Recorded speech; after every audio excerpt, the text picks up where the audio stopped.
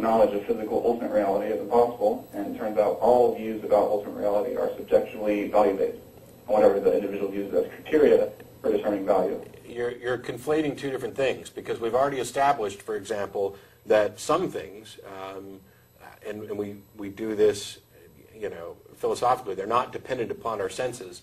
The values of 2 + 2 = 4, whatever that means in an ultimate sense, is necessarily true in whatever ultimate reality there is.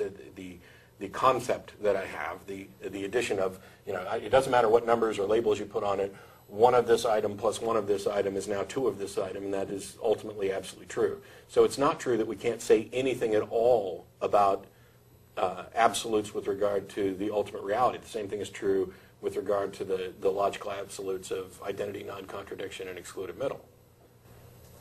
Okay, you can still accept the logical absolutes, but that doesn't make any metaphysical view necessary. It just makes logical absolutes necessary. Right. All right, so does that apply to my argument? On the one hand, we're talking about a metaphysical outlook about the reality we experience. And then you went on to say that this makes all metaphysical outlooks equally valid, which I don't accept. Equally necessary. Well, maybe it'd be more accurate to say equally not necessary. However, what we're talking about, though, is not the ultimate reality. We've already dispensed with that context, and we're talking about the reality that, for example, I experience. And so, for the reality that I experience, there are metaphysical views that are demonstrably more accurate than others. Yeah, they're more accurate, but they're not necessary. They're more practical and useful in terms of truth, but there are other metaphysical views that are more practical and useful in terms of comfort. Sure.